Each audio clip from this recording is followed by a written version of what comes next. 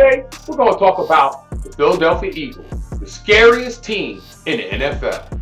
They got Saquon Barkley, who is showing he is the best running back in the NFL. The defense after week 5 has only shown one word: dominant.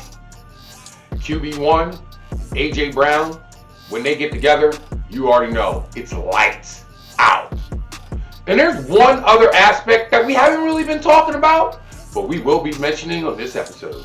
And with that being said, you already know what to do. Cue the music.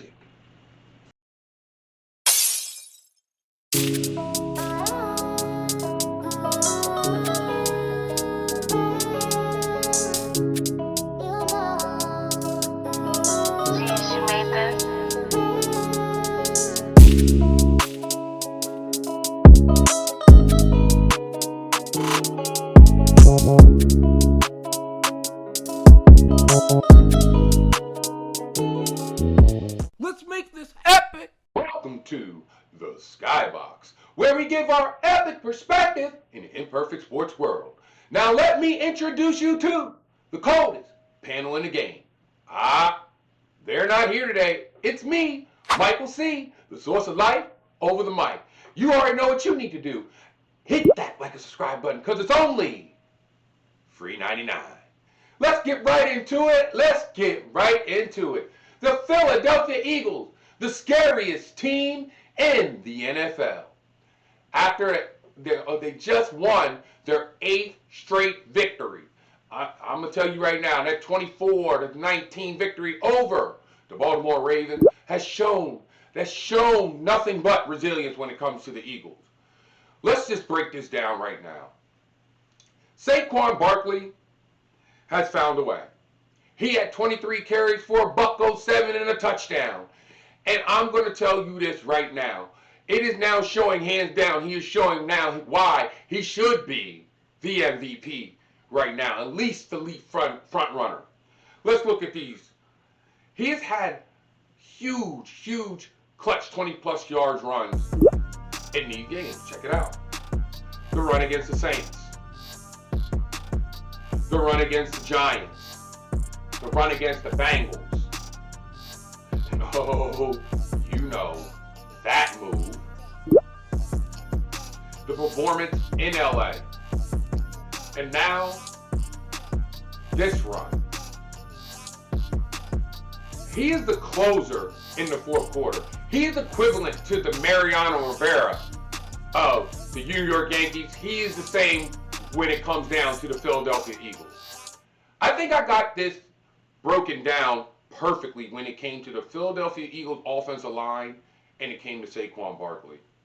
This was the perfect comparison. Saquon Barkley is like Kevin Durant.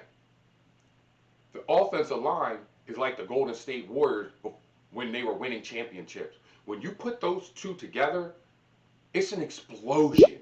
And you're seeing it as of right now. The man in just the fourth quarter alone is running for 983 yards. Just the fourth quarter. I mean, what else can you say? 7.6 on the ground. In the fourth quarter, like I said, he's the closer. He is without a shadow of a doubt the closer of the Philadelphia Eagles. When it comes down to AJ Brown, Saquon Barkley, those two are closing this game without a shadow of a doubt. 9 times out of 10, it's going to be with the O-line and Saquon Barkley. And they're just going to lights out, put this thing out of commission. We also have to think that if he's still on this pace, at this pace, he could eclipse Eric Dickerson's single season rushing record. I'm going to tell you right now, this is one bad boy. And I'm going to tell you, when it comes down to the Skybox, I'm going to be biased on this thing, but I'm going to have him as the front runner. Yeah, Josh Allen is right underneath, but it has got to be, without a shadow of a doubt, if this MVP was not a quarterback reward, you would have to give it to Saquon Barkley. He has everything. He's giving you all the moments. He's giving you the runs. He's giving you something where now they're putting it on Madden. Without a doubt, Saquon Barkley is shadow of a doubt, the front runner for the MVP.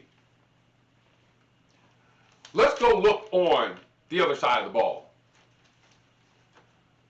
When it comes to this defense, I'm going to say this by Jaden Carter and Jordan Davis. These two are the best interior defensive linemen in the NFL, hands down. Jalen Carter, you're the best defensive tackle in the NFL. That's what I'm going to say, hands down. This man is a home wrecker.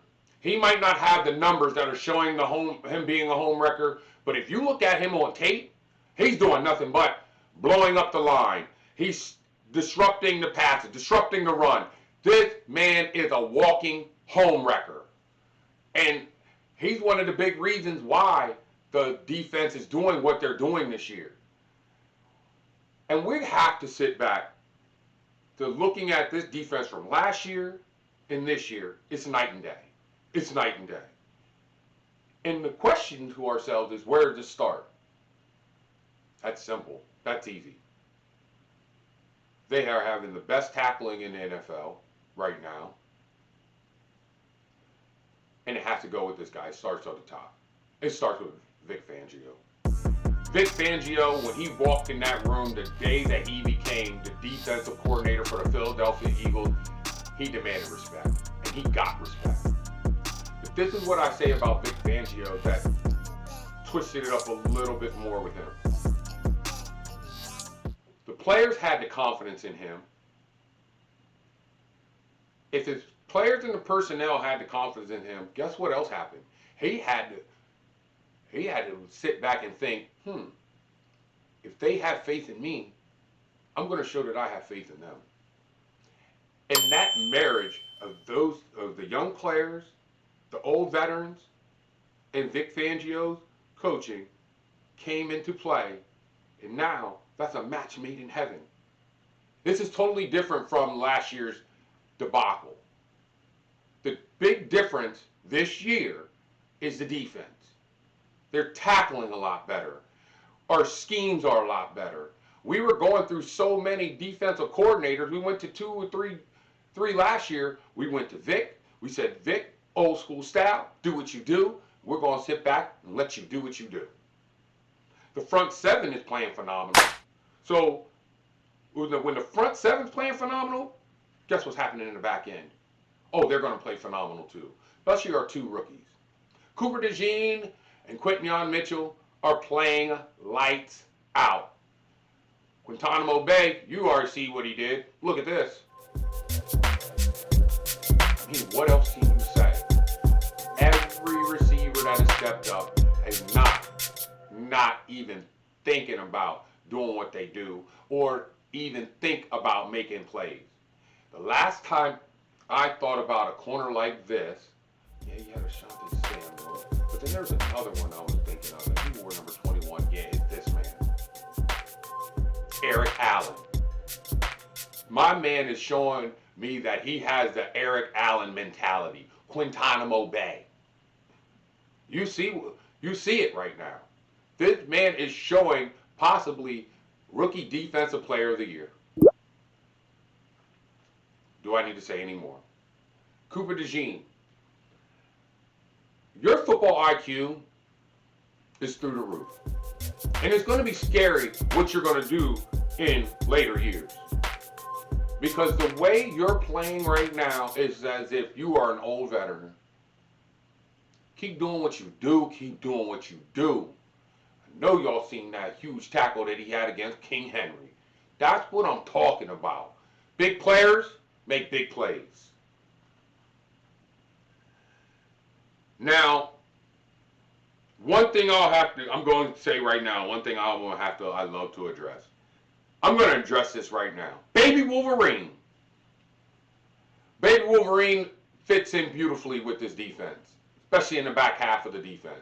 He gives us that swagger, that grit. That's what we need. That's what we need. Like he has. Number 8, he's giving that Mamba mentality. With this defense, the way this defense is playing, they're playing lights out. Right now, they're the number 1 defense in the league. So there's nothing else that you can do when it comes down to the way they're playing. They are playing phenomenal football. And I think it's only going to keep going. It's only going to keep carrying on. QB1. QB1 is doing something that this year that we're seeing that he did 2 years ago. But the one thing that he's doing this year that he tried to do last year, he's not playing hero ball anymore. He's not forcing it anymore. He's not turning over the ball anymore. He sees that he has Saquon Barkley, A.J. Brown, Devontae Smith, Dallas Goedert, and a great offensive line.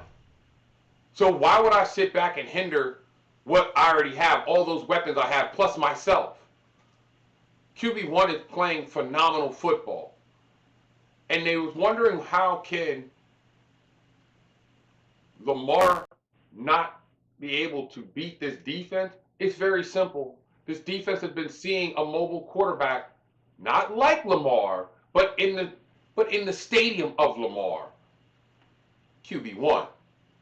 So they already had the thing where they knew what they needed to do. They knew about him. Let's not get him outside the pocket. Let's keep him in the pocket. Let's make him a pocket quarterback. Why? Because they go against one that they do this every single day with QB1.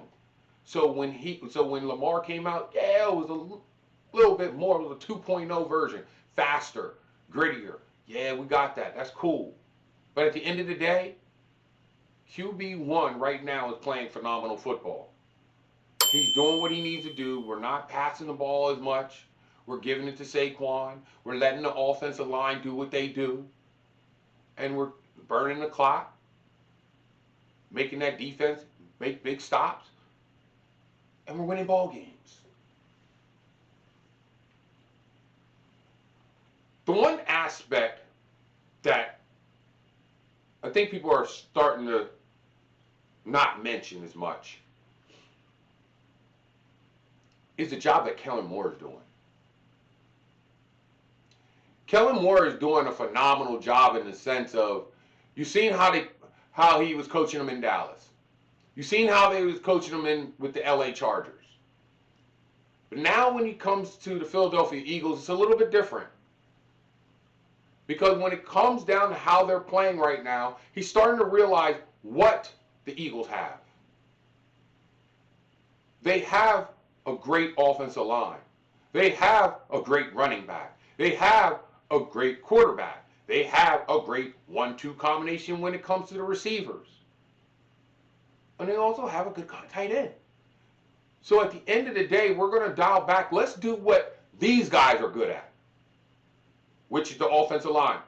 Run the ball. That's exactly what we're doing. In the fourth quarter, they ran the ball 14 times. Guess how many times they threw the ball? 0 times.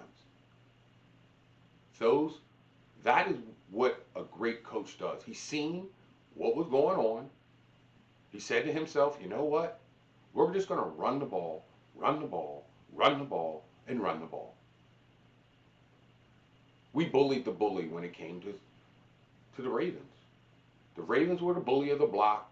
The new bully of the block beat that down.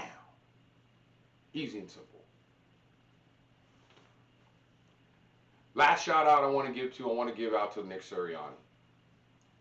Nick Sirianni, you stick to the main thing. The main thing is the main thing. You didn't go away from your principles.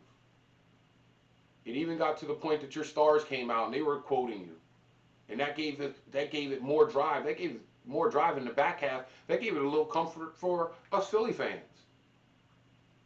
I'll be the one to apologize and say, I apologize to our coach. But I also, if you look in the previous episodes, I also told everybody to relax. Let's get to about week 8 and see what's going on. Well, guess what, guys? We're in week 13. And look what's going on. Right now, we have a shot at being the number 1 seed. We're 1 game out. All it takes is the Lions to slip up 1 time. And I feel that we could get that number 1 seed. And if we get that number 1 seed, and it has to go through Lincoln Financial, it's going to be a problem. It's going to be a problem. And with that being said, fly, Eagles fly. If you have any thoughts, questions, or concerns, email us at the1skybox at gmail.com. It's me, Michael C., the source of life over the mic. I'll have the coldest panel in the game later, and we're going to do all what we got to do. But you already know what I'm about to say. I'm going to leave you with these 4 words. Now let's make it epic. Go Birds.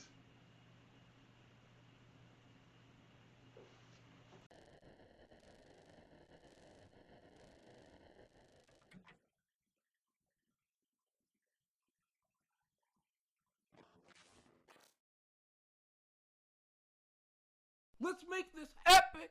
If you like this video, just see why we said Saquon Barkley is without a doubt the best running back in the NFL.